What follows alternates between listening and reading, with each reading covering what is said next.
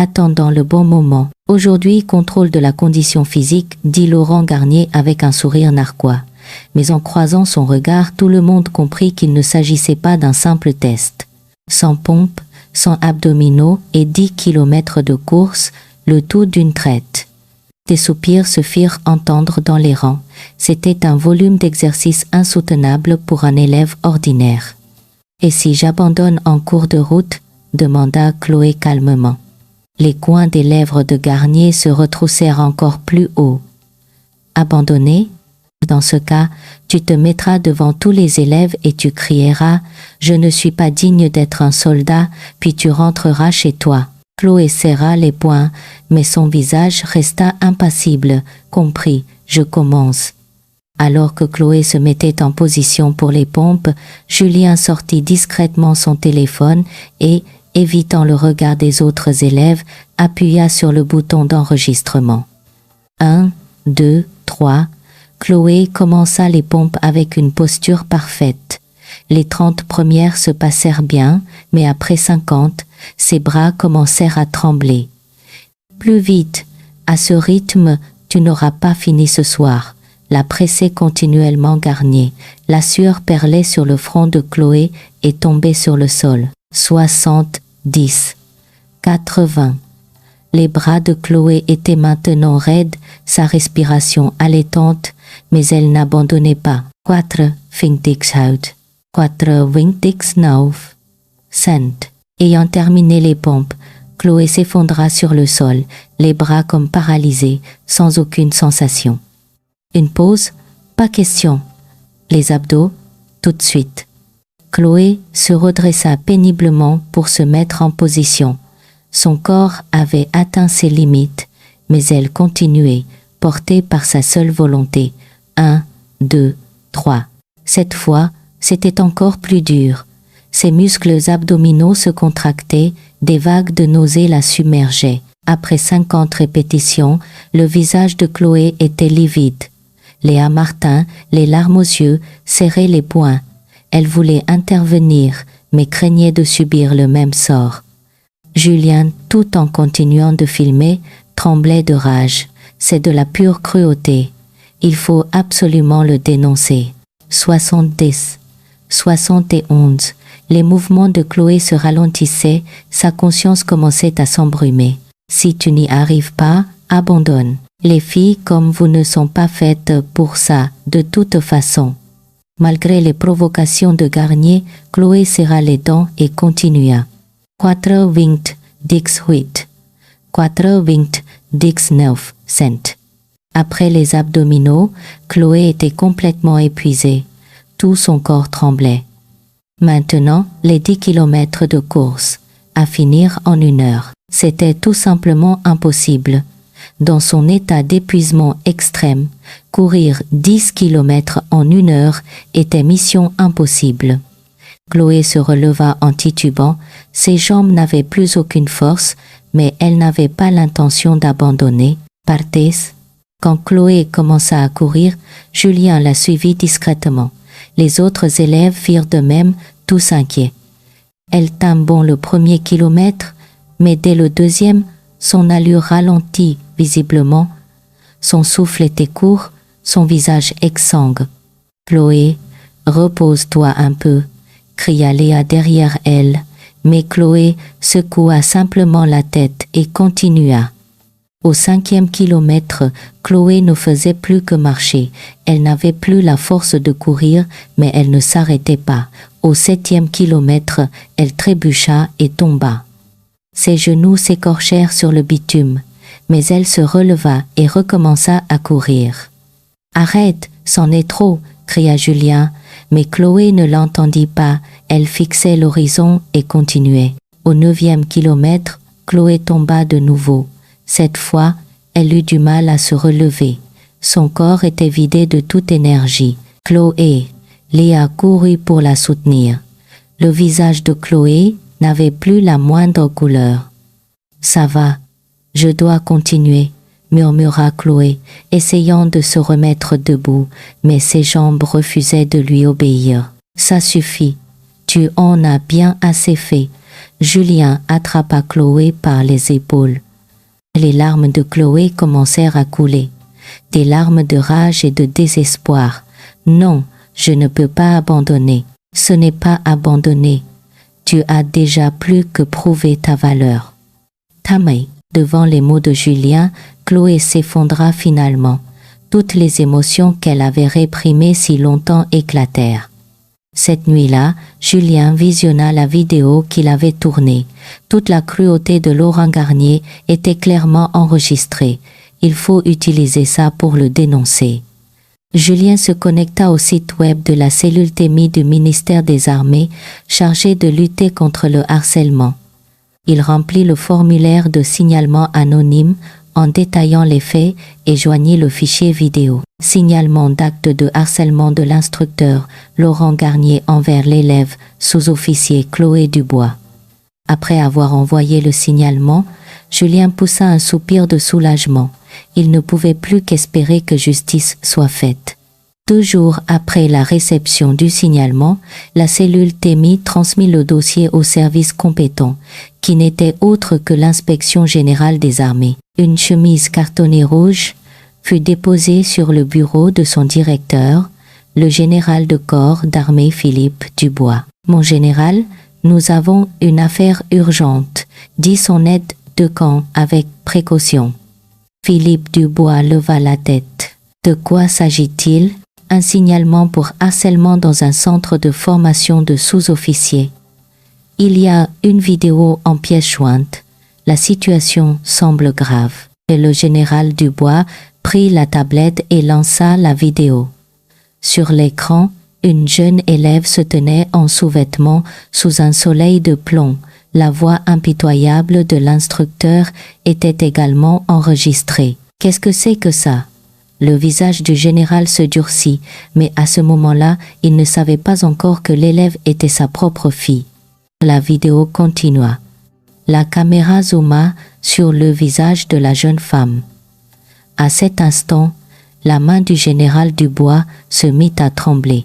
Cette jeune fille. Le visage sur l'écran devint plus net. Un visage couvert de sueur, des yeux emplis d'une volonté farouche, des lèvres serrées. Impossible de se tromper, c'était sa fille. Chloé. Chloé. Sa voix tremblait, sa main serrait si fort la tablette que l'écran vibrait. La vidéo tournait toujours, la scène de Chloé faisant des pompes et des abdos, puis celle où elle courait ses 10 kilomètres et s'effondrait. Tout était enregistré. Que cela arrive à ma propre fille. Le visage du général Dubois se crispa davantage. Un mélange de colère et de culpabilité l'envahit. « Mon général, tout va bien ?» demanda l'aide de camp, inquiet. Mais le général ne répondit pas. Il continua de regarder. Quand il vit la dernière scène, Chloé s'effondrer et éclater en sanglots, les yeux du général Dubois rougirent. Il posa la tablette sur le bureau, prit une profonde inspiration. Départ immédiat pour ce centre de formation, préparez l'hélicoptère. Oui, mon général, mais votre agenda. Annulez tout. Préparez l'hélicoptère. Maintenant. La voix du général était chargée de fureur. L'aide-de-camp se précipita pour passer les appels nécessaires. Pendant ce temps, au centre de formation, l'après-midi se déroulait comme d'habitude. Laurent Garnier était en train d'imaginer une nouvelle façon de tourmenter Chloé. « Chloé Dubois, qu'est-ce qu'on va bien pouvoir faire aujourd'hui ?» ricana Garnier. Chloé, au garde à vous, répondit « J'attends vos ordres, mon sergent. » Bien. Aujourd'hui, tu vas prendre le temps de confesser tes manquements devant les autres élèves. Encore un ordre destiné à l'humilier, mais elle était désormais habituée. Tu te mets devant tout le monde et tu cries 10 fois « Je ne suis pas digne d'être un soldat ». Un murmure parcourut les rangs. C'était une humiliation de trop. C'est inadmissible, mon sergent. Julien Fournier, n'y tenant plus, sortit du rang pour protester. Le regard de Garnier se tourna vers lui. Qui t'a autorisé à parler, ton tour viendra. Face à la menace, Julien serra les poings, mais se tut. Commence, Chloé Dubois. Yanko. Au moment où Chloé allait ouvrir la bouche, le bruit d'un hélicoptère se fit entendre au loin. Au début, personne n'y prêta attention, mais le son se rapprochait. Qu'est-ce que c'est? Les élèves levèrent les yeux au ciel. Un grand hélicoptère militaire se dirigeait vers le centre de formation. Pourquoi un hélicoptère viendrait-il ici? Garnier, surpris, leva également les yeux. L'hélicoptère commença à atterrir sur la place d'armes.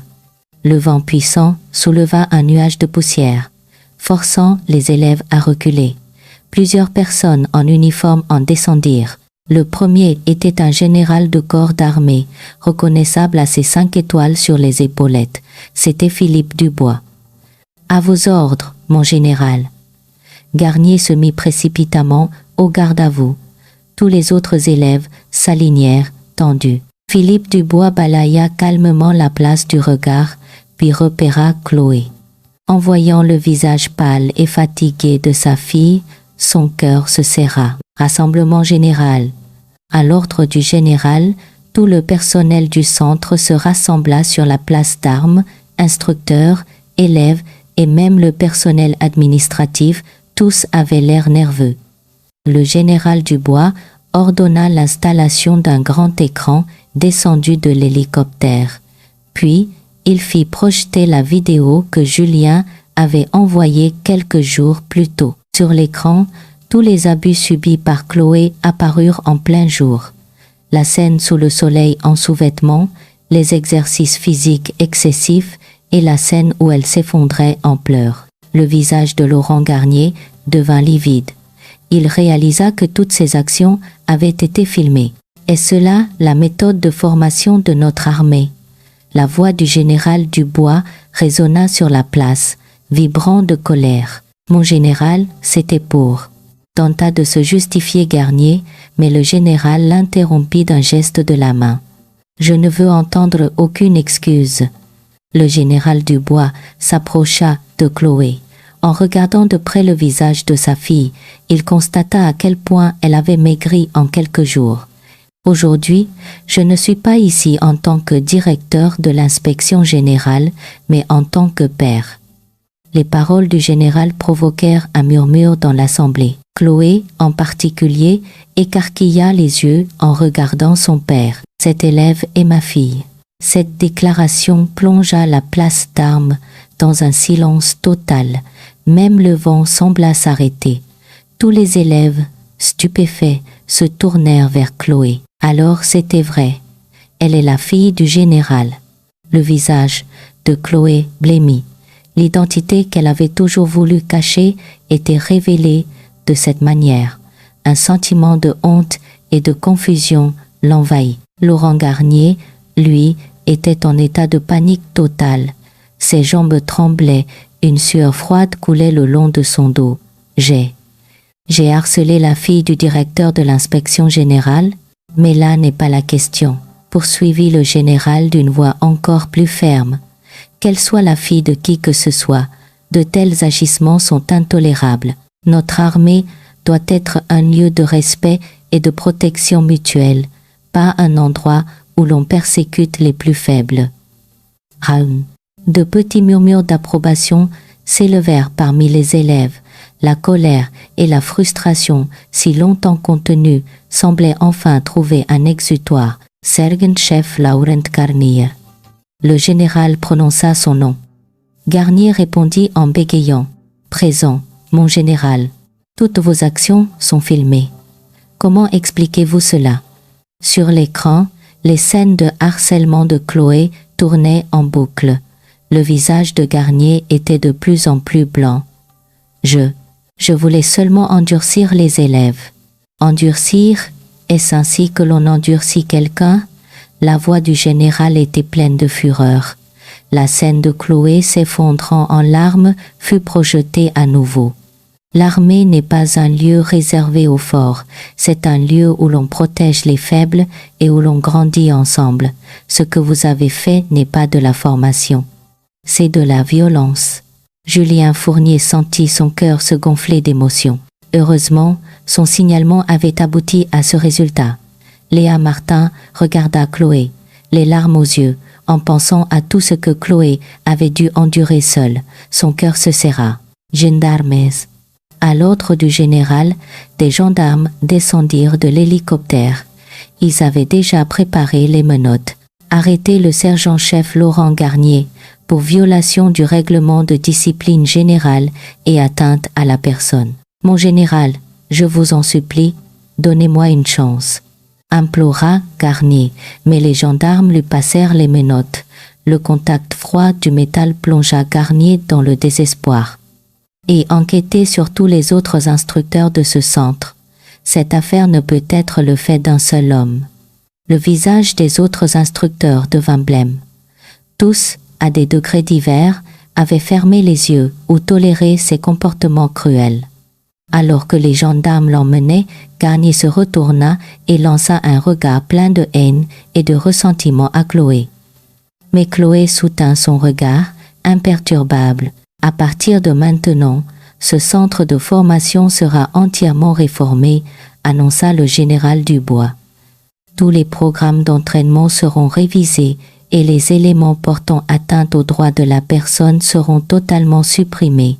En parallèle, un système de signalement anonyme sera mis en place pour que les élèves puissent demander de l'aide à tout moment. Des soupirs de soulagement se firent entendre parmi les élèves. Ces jours de cauchemar semblaient enfin toucher à leur fin. Le général Dubois s'approcha de Chloé. Quand le père et la fille se firent face, l'atmosphère sur la place d'Armes changea légèrement. « Ça va ?» La voix du général était maintenant celle d'un père pleine d'inquiétude et de remords. « Oui, mon père. » La réponse de Chloé fut brève, mais chargée d'émotions complexes, soulagement, gêne et une foule de pensées confuses. « Je suis désolée. J'aurais dû le savoir plus tôt. Non.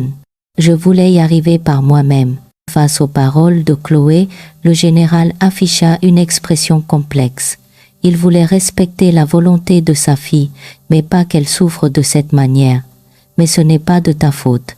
C'est la responsabilité d'un système défaillant, et celle de nous, les adultes, qui ne l'avons pas corrigé. Julien Fournier s'avança prudemment. « Mon général, c'est moi qui ai envoyé le signalement. » Le général Dubois le regarda. Il pouvait lire la droiture et le courage dans les yeux de ce jeune élève. « Merci, jeune homme, c'est grâce à votre courage que nous avons pu résoudre ce problème. » Julien baissa la tête, embarrassé. « Je n'ai fait que mon devoir, mon général. » Un devoir que tout le monde n'a pas le courage d'accomplir. Vous avez toutes les qualités pour devenir un véritable soldat. Les encouragements du général firent rayonner le visage de Julien. Léa Martin s'approcha aussi de Chloé. « Chloé, tu as traversé une épreuve terrible. » « Merci, Léa. C'est grâce à ta présence que j'ai pu tenir le coup. » En voyant les deux amis se soutenir, le général se sentit quelque peu réconforté. Au moins, sa fille n'avait pas été seule. « Des choses pareilles n'arriveront plus jamais, promit le général Dubois à tous les élèves. Et vous aussi, souvenez-vous, face à l'injustice, subir n'est pas une vertu. La dénoncer, voilà le vrai courage. » Tous les élèves hochèrent la tête. Ce qui s'était passé aujourd'hui serait une leçon qu'ils n'oublieraient jamais. Après le départ de l'hélicoptère, le centre de formation changea radicalement. Laurent Garnier et les instructeurs impliqués furent arrêtés et remplacés par de nouveaux cadres, des experts formés à la pédagogie et aux droits de la personne. Une semaine après l'incident, l'inspection générale des armées publia les résultats de son enquête complète. Laurent Garnier fut lourdement sanctionné pour violation du règlement de discipline générale et atteinte à la personne et fut radié des cadres de l'armée. Les autres instructeurs furent également sanctionnés selon leur degré de responsabilité. À la suite de cet événement, notre armée sera entièrement renouvelée, déclara le général Dubois lors d'une conférence de presse, la voix ferme et résolue. À l'avenir, aucun acte de harcèlement ou de violation des droits de la personne ne sera toléré et nous garantirons une réaction immédiate grâce au système de signalement. Pendant ce temps, Au centre de formation, Chloé et les autres élèves suivaient les nouveaux cours. Désormais, la formation se déroulait dans une atmosphère de respect et d'encouragement mutuel. Chloé Dubois, comment s'est passée la séance de tir aujourd'hui? Demanda amicalement un nouvel instructeur, le lieutenant Favier, un jeune officier de 29 ans qui s'occupait sincèrement de ses élèves. Rapport, très bien, mon lieutenant. J'ai atteint mes objectifs, répondit Chloé. Le lieutenant Favier sourit. C'est bien, mais ne forcez pas trop. La formation est faite pour progresser, pas pour se mettre en danger. Amant. Grâce à ce changement d'ambiance, Chloé guérit peu à peu ses blessures psychologiques. Ses relations avec ses camarades devinrent également plus fortes. Chloé, c'est parce que tu n'as pas abandonné que nous avons tous été sauvés, lui dit Julien Fournier avec une sincère gratitude. Même si son signalement avait été le déclencheur, sans la persévérance de Chloé, rien n'aurait abouti. Non, Julien, c'est grâce à ton courage que tout a pu arriver. Merci beaucoup. Le remercia sincèrement Chloé. Depuis ce jour, Julien et Chloé devinrent des camarades de confiance. Léa Martin ajouta, « Je trouve que nous avons tous changé. Nous sommes devenus plus forts. » C'était vrai. Les élèves qui avaient traversé et surmonté cette épreuve ensemble avaient mûri et s'étaient endurcis. 2 mois plus tard, le jour de la remise des galons de Serge arriva enfin. Chloé et la trentaine d'autres élèves avaient tous terminé leur formation avec brio. Leurs visages rayonnaient de confiance et de fierté. « Aujourd'hui, nous devenons de vrais soldats, » dit Léa d'une voix excitée. Chloé, elle aussi, se tenait devant un miroir, accrochant ses nouveaux galons à ses épaules. « Oui, on l'a fait. » Sa voix était empreinte d'émotion. Le moment qu'elle avait tant attendu était enfin arrivé. Lors de la cérémonie, les familles des élèves étaient présentes. Le général Philippe Dubois était là, en tant que père. En voyant sa fille monter sur l'estrade pour prêter serment, il fut submergé par l'émotion. « Je sers la France avec honneur et fidélité. » La voix de Chloé résonna dans la salle. À cet instant, les yeux du général s'embuèrent. L'image de sa fille, devenue un sous-officier accompli, le remplissait d'une immense fierté. Après la cérémonie, les nouveaux sergents furent affectés à leurs unités. Chloé fut envoyée dans une unité près de Paris, tandis que Julien et Léa furent également affectés à différentes unités. On reste en contact, hein? Bien sûr, on est camarades pour la vie. Si tu as un problème, appelle. Image de ses camarades s'étreignant pour se dire au revoir était touchante. Ils étaient devenus de véritables frères et sœurs d'armes, unis par l'épreuve. 1 mois plus tard, Chloé fut invitée comme intervenante spéciale à un séminaire des sous-officiers de l'armée de terre. On lui demanda de partager son expérience pour améliorer les droits de la personne au sein de l'armée. Ce que j'ai vécu n'est pas un problème personnel. Chloé se tenait à la tribune. L'auditoire l'écoutait avec une expression sérieuse. Notre armée doit être un lieu où l'on se protège et où l'on grandit ensemble, pas un lieu réservé aux plus forts. Des applaudissements approbateurs retentirent. Subir l'injustice n'est pas une vertu. S'élever contre l'erreur, voilà le vrai courage. Beaucoup hochèrent la tête aux paroles de Chloé. Elle eut un impact particulièrement fort sur les jeunes sous-officiers. Et souvenez-vous, vous n'êtes pas seul. Demander de l'aide quand on est en difficulté n'est pas une honte. À la fin de son discours, le public se leva pour l'applaudir. Le témoignage courageux de Chloé avait redonné espoir à de nombreuses personnes. En quittant la salle, Chloé se sentit fière. Elle se dit que son expérience douloureuse aidait maintenant les autres. Très bien, Chloé. Le général Dubois s'approcha de sa fille. Il avait écouté tout son discours, le visage rayonnant de fierté. « Merci mon père. Ton courage est en train de changer notre armée. Je suis vraiment très fier. » Le père et la fille se regardèrent en souriant. Il semblait qu'ils s'étaient désormais complètement réconciliés et compris. Le soir même, Chloé contacta Julien et Léa. « Tu as fait un discours aujourd'hui ?» demanda Julien. « Oui, beaucoup de gens ont été touchés. Je me dis que ce que nous avons vécu n'a pas été vain. » Léa se réjouit également. « C'est vrai, maintenant, les générations futures n'auront plus à vivre ce que nous avons vécu. » Les trois amis se sentaient fiers. Leur expérience contribuait à bâtir une armée meilleure. Quelques jours après le séminaire, Chloé reçut une nouvelle incroyable. Son histoire allait être utilisée pour créer un support pédagogique officiel du ministère des Armées, destiné à être utilisé dans les cours sur les droits de la personne dans toute l'armée. « Vraiment ?» demanda Chloé, surprise. Un officier de la direction des ressources humaines de l'armée de terre hocha la tête. « Oui, le cas du sergent Dubois a une très grande valeur pédagogique.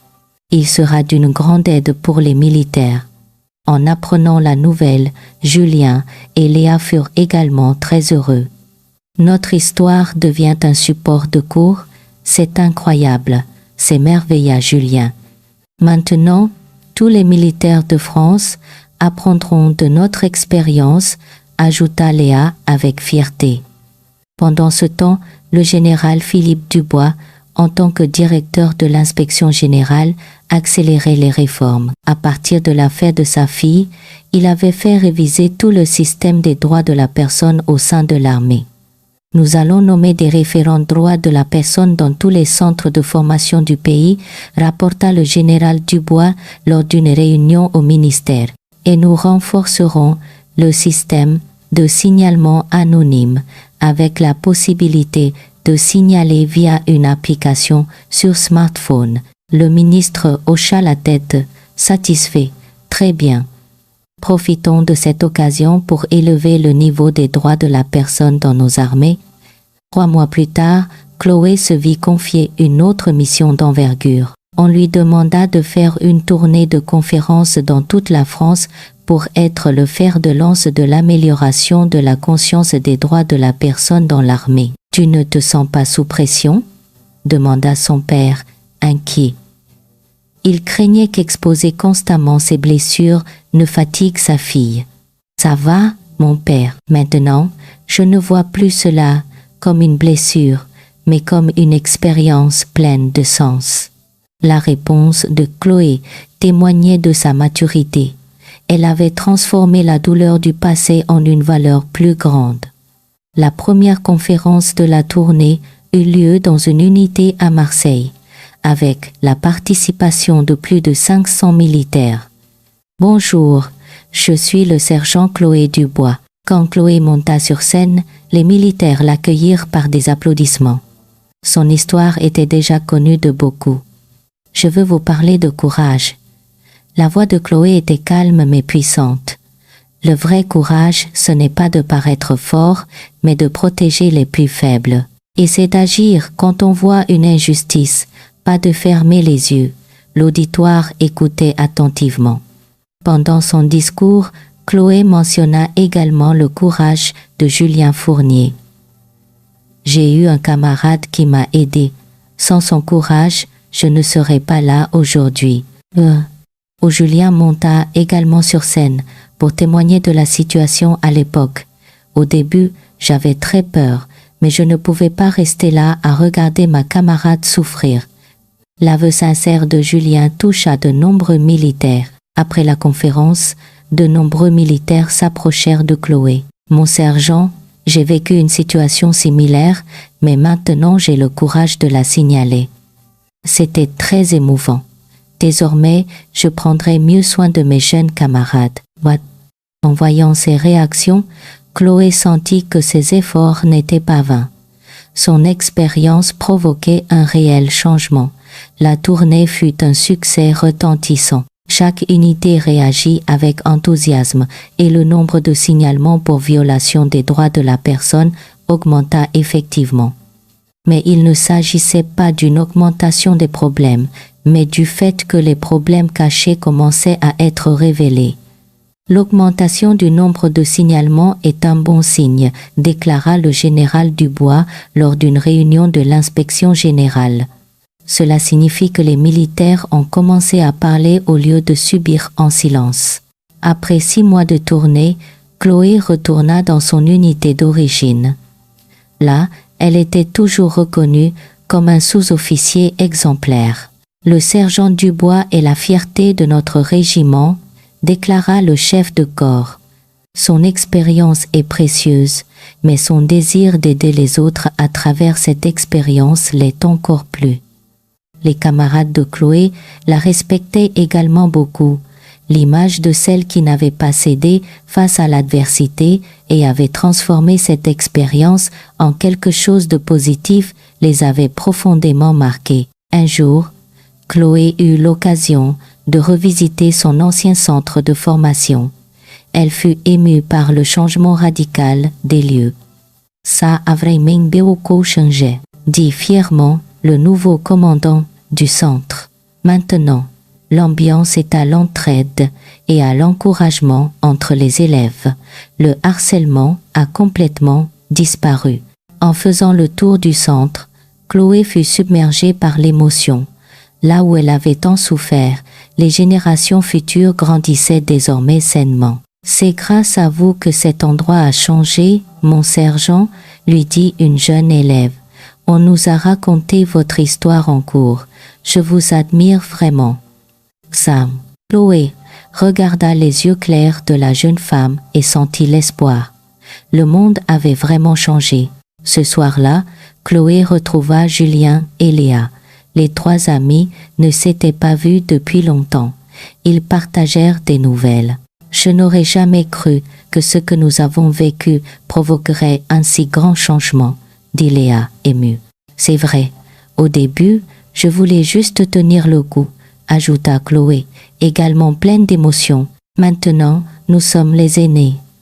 Il peut être temps de prendre soin des plus jeunes, conclut Julien. Tous furent d'accord. Ils étaient désormais devenus des leaders porteurs de changement. Un an s'est écoulé, la réforme des droits de la personne dans l'armée, initiée par le courage de Chloé, s'était maintenant enracinée dans toutes les forces. Le ministère des Armées décida de faire du mois de décembre le mois des droits de la personne dans les armées et de déployer des programmes éducatifs basés sur le cas de Chloé dans tout le pays. Le changement que le sergent Chloé Dubois a engendré est stupéfiant, déclara le ministre des Armées lors de la conférence de presse de fin d'année. C'est la preuve vivante que le courage d'une seule personne peut changer toute une organisation. Ce jour-là, Chloé reçut la médaille de la Défense nationale, échelon or, à titre exceptionnel. Lors de la cérémonie de remise étaient présents son père, Julien, Léa et tous les camarades qui avaient partagé cette épreuve avec elle. Grâce au courage du sergent Chloé Dubois, notre armée a pu évoluer pour devenir une organisation plus mature et plus humaine, déclara le ministre en lui remettant personnellement la médaille. Le visage de Chloé était à la fois fier et empreint de responsabilité. « Merci, monsieur le ministre, mais ce n'est pas ma seule réussite, » dit Chloé dans son discours de remerciement en se tournant vers Julien. C'est grâce à un camarade qui a eu le courage de signaler, à des amis qui m'ont soutenu et à un père qui m'a guidé sur la bonne voie, c'est l'aide de tous qui a rendu cela possible. Des applaudissements nourris retentirent. Beaucoup furent touchés par l'humilité de Chloé. Après la cérémonie, Chloé et son père s'assirent dans un café tranquille pour discuter. « Maintenant, je suis vraiment très fier, » dit le général Dubois avec sincérité. « Au début, j'avais peur que tu souffres dans l'armée, mais maintenant, l'armée est devenue meilleure grâce à toi. » Chloé sourit aux paroles de son père. « Je n'ai fait que suivre ce que vous m'avez toujours dit. Le grade n'est pas un privilège, c'est une responsabilité. C'est vrai, mais maintenant, c'est moi qui apprends de toi. J'apprends ce qu'est le vrai leadership. » La voix du général était un mélange de gratitude et de fierté. « Être votre fille n'est plus un fardeau, mais une fierté, papa. » En entendant ces mots, les yeux du général Dubois s'embuèrent. Il était ému de voir à quel point sa fille avait grandi. Quelques jours plus tard, Chloé visita de nouveau l'ancien centre de formation. Cette fois, c'était pour une discussion spéciale avec les nouvelles recrues. Bonjour à tous. Quand Chloé entra dans l'amphithéâtre, les élèves se levèrent d'un seul homme pour la saluer. Leur visage était un mélange de tension et de curiosité. Je suis le sergent Chloé Dubois. J'ai été élève comme vous dans ce même centre. Les yeux des élèves s'illuminèrent. Ils avaient entendu parler de son histoire. Je veux vous dire la chose la plus importante, dit Chloé d'un ton sérieux. Dans l'armée, le plus important n'est pas le grade ou le pouvoir, mais l'esprit de camaraderie. Et c'est le courage de parler quand on voit une injustice. Ne pensez pas que subir est une vertu. Une élève leva la main. Mon sergent, à ce moment-là, avez-vous vraiment eu peur? Chloé réfléchit un instant, puis répondit honnêtement, bien sûr, j'ai eu peur. Mais ce qui était plus effrayant, c'était que personne ne se lève et que de telles choses continuent de se produire. Alors comment avez-vous pu être si courageuse? Demanda un autre élève. Parce que je savais que je n'étais pas seule. J'avais des camarades qui m'aidaient et je croyais qu'il y avait des adultes, comme mon père, qui feraient le bien. Les paroles de Chloé trouvèrent un écho profond chez les élèves. C'est pareil pour vous. Si vous avez des difficultés, n'essayez pas de les surmonter seul. Vos camarades et vos supérieurs vous aideront. Après la discussion, de nombreux élèves s'approchèrent de Chloé. Avoir une aînée comme vous, ça nous rassure. Nous aussi, nous voulons devenir des soldats courageux comme vous. En entendant ces mots, Chloé sentit que tout cela avait un sens immense. Ce soir-là, Chloé contacta Julien et Léa. Ils étaient désormais des sous-officiers clés dans leurs unités respectives. Aujourd'hui, j'ai rencontré les nouveaux au centre de formation, dit Chloé. Alors, comment c'était? Demanda Julien, intéressé. Ça a vraiment changé. L'ambiance est saine et positive. C'est le changement que nous avons créé, dit Léa avec fierté. Mais attention maintenant, c'est nous les anciens, dit Chloé en riant. On va devoir continuer à bien guider les plus jeunes. Bien sûr, répondit sérieusement Julien. Nous devons nous assurer que ce que nous avons vécu ne se reproduise plus jamais pour eux. Quelques mois plus tard, Chloé accepta une nouvelle responsabilité majeure. Elle fut affectée comme première chef de la nouvelle cellule d'éducation aux droits de la personne de l'armée de terre. C'est vraiment la personne la plus qualifiée, dit le général Dubois, satisfait en apprenant la nomination de sa fille. Avec son expérience et sa passion, elle apportera encore plus de changements à ce poste. Prenant ces nouvelles fonctions, Chloé commença à développer des programmes d'éducation aux droits de la personne plus systématiques et professionnels. En s'appuyant sur son expérience passée, elle créa des contenus pédagogiques réalistes et efficaces. Désormais, le niveau des droits de la personne dans l'armée française était reconnu internationalement. Dans une évaluation d'une organisation internationale des droits de l'homme, l'armée française reçut une excellente note. En particulier, le cas de la réforme initiée par le sergent Chloé Dubois fut cité comme un modèle étudié par les armées d'autres pays. En apprenant cette nouvelle, Chloé fut très émue. Son expérience douloureuse était devenue un modèle de changement à l'échelle internationale. C'était incroyable. Un soir tranquille, Chloé se rendit seule au centre de formation où elle avait tant souffert. Dans ce lieu complètement transformé, elle repensa au passé, perdue dans ses réflexions. C'était vraiment difficile à l'époque, mais finalement, ça a été le début de tous ces changements, se dit Chloé. Elle réalisa que même la douleur avait un sens et que le courage n'avait pas été vain. En levant les yeux vers le ciel, les étoiles scintillaient comme un message d'espoir. Le vrai commencement, c'est maintenant. Construisons ensemble une armée où plus de gens sont respectés, une organisation plus humaine. Avec une nouvelle détermination, Chloé s'avança vers l'avenir. Derrière elle, le centre de formation baignait dans des lumières chaudes et devant elle s'ouvraient des possibilités infinies. Le changement initié par le courage de Chloé Dubois n'était pas une fin, mais un nouveau départ. C'était le premier pas d'un long voyage pour construire une armée meilleure, une société plus humaine. Alors, qu'en pensez-vous? L'histoire de Chloé Dubois n'est pas simplement une histoire de vengeance. C'est une histoire vraie et émouvante qui montre comment le courage d'une seule personne peut changer une organisation aussi vaste que l'armée.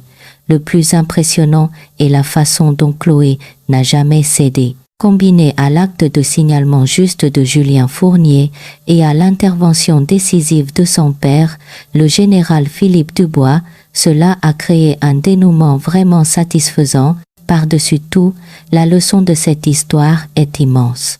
Le message que subir n'est pas une vertu, mais que dénoncer est le vrai courage. Si vous avez vécu des expériences similaires, n'hésitez pas à les partager dans les commentaires. Et si vous voulez entendre d'autres histoires vraies et touchantes comme celle-ci, abonnez-vous et aimez cette vidéo. Je reviendrai la prochaine fois avec des histoires encore plus intéressantes et significatives. Merci de m'avoir suivi.